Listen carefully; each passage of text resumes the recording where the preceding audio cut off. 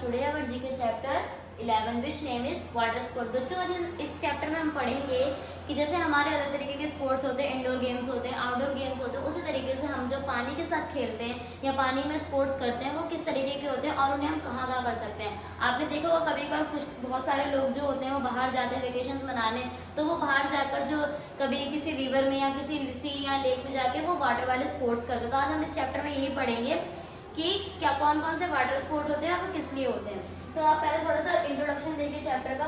Water sports are adventurous, fun field, action packed and exciting. Water sports किस लिए किए जाते हैं कि एक कुछ हम कभी कभी लाइफ में ऐसा सिचुएशन आ जाती है जब हम सोचते हैं कि अब कुछ नया करना चाहिए, तो हम उस कंडीशन में सोचते हैं कि हमें कुछ एडवेंचरस करना चाहिए। तो यहाँ पर वाटर स्पोर्ट्स किस लिए कहते हैं? एडवेंचरस, फन के लिए, एक्शन के लिए। जैसे आपको पता है ना कि बहुत सारे लोगों को एक्शन करना पसंद, बहुत सारे लोग सोचते हैं कि आज कुछ ऐसा करते हैं जिससे कि मतलब कुछ नया हो लाइफ में। और एक्साइटिंग, आपको पता है कुछ चीज़ें करने से हमें खुशी मिलती है, तो इस तरीके से। Both physical exertion and mental stimulation can be attained in water through this sport। आपको पता है जब कभी भी हम पानी में नॉर्मल स्विमिंग भी करते हैं तो उस कंडीशन में क्या होता है कि हमें अपने माइंड को स्टेबल करना होता है कि हाँ हमें किस तरीके से स्विमिंग करनी है। हमें अपने माइंड को पहले से सेट करना होता है कि पानी में जाने का हमें कैसे सांस लेनी है, कैसे सांस नहीं लेनी, इस तरीके से। तो इसमें आपने देखा है both physical exertion and mental stimulation can be attend in water through these sports. यानी कि मेंटल स्टिमुलेशन यानी हमारा जो दिमाग है उसका थोड़ा सा मतलब स्टेबल होना बहुत ज़रूरी है। तो ठीक है, फिर देखिए water sports are adventurous, fun field, action packed and exciting. Both physical exertion and mental stimulation can be attend in water through this sport. इन स्पोर्ट्स को करने के बाद क्या होता है कि हमारा जो माइंड होता है वो एक सेट हो जाता है कि हाँ हम ये चीज़ कर सकते हैं। जब तक हम किसी चीज़ को करेंगे नहीं तो हमें उस चीज़ के लिए डर रहेगा। अगर कोई छोटा बच्चा होता है तो चलने के लिए बोला जाता है तो वो नहीं चल पाता, वो धीरे धीरे कोई चीज़ करना सीखता है। सेम इसी तरह किसी स्पोर्ट में होता है, जब तक हम उसे ट्राई नहीं करेंगे तब तक उसके अंदर का फियर जो है वो हमारे अंदर से नहीं निकलेगा। तो identify this sports and right their names. हमें इन स्पोर्ट्स को पढ़ना है और इनके नामों को पहचानना है। फर्स्ट है under water swimming with the help of N aqua lung. आपने देखा होगा कि जब कभी भी हम पानी में जाते हैं तो हमें सांस लेने के लिए किस तरीके से मूवमेंट करनी पड़ती है। तो under water swimming with the help of N aqua lung, इसमें हमें किस चीज़ की नीड पड़ती है? Aqua lungs. आपने देखा होगा एक बैग टाइप का होता है जिसके अंदर सांस लेने के लिए कुछ इक्विपमेंट लगे होते हैं जिनके थ्रू वो सांस लेते हैं। जैसे बहुत सारे लोग जो होते हैं या फिर जो हमारे सी में रहने वाले लोग होते हैं उनके पास वो चीज़ें होती है क्योंकि उन्हें बहुत लंबे टाइम तक उसके अंदर रहना पड़ता है, तो उसे क्या बोलते हैं? Scuba diving. सेकेंड है riding over high waves coming in towards the shore on a Surf board.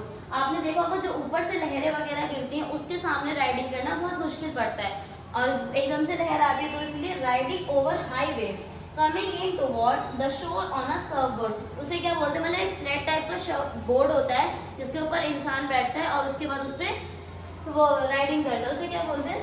Surfing. Third है sport in which athletes race in boats in river, lakes और ओशन। आपने देखा होगा कि कई जगह पर क्या होता है कि बोट्स की रेस करवाई जाती है, मतलब ओकेजनली करवाती है। Sports in which athletes race in boats in river, lakes और ओशन। यानी कि वो रेस कहाँ करवाई जाती है? रिवर में, लेक में और ओशंस में। उसे क्या बोलते हैं? रोइंग। याद रखिएगा कि ये इस टाइप की रेस तमिलनाडु, केरला वगैरह में करवाई जाती है।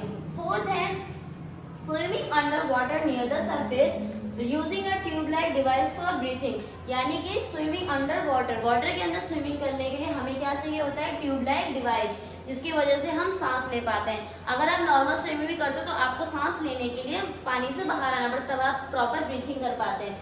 तो इसमें हमें क्या चाहिए होता है? Tube like device for breathing. इसे क्या बोलते हैं? स्नॉर्केलिंग। ठीक है। फिफ्थ है riding a small light weight boat with flat ended ores. यानी कि साइड के जो उसकी साइड के जो होते हैं वो फ्लैट होते हैं और वो स्मॉल लाइट वेट यानी कि ज़्यादा भारी बोट नहीं होती है, वो बोट जो होती है बहुत हल्की होती है।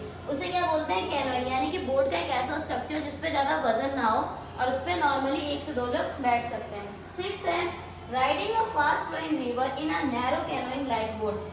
यानी कि फास्ट फ्लोइंग, जैसे कभी कभी आपने देखा होगा पानी का बहाव जो होता है वो बहुत तेज होता है और उस कंडीशन में वहाँ पर बोटिंग करने के लिए मना किया जाता है। जैसे कि कभी बाढ़ आ जाती है, ऐसी कोई सिचुएशन जब होती है तो बोटिंग करने के लिए मना किया जाता है। तो इसमें है riding a fast flowing river in a narrow canoeing like boat. उसे क्या बोलते हैं? कायलिंग।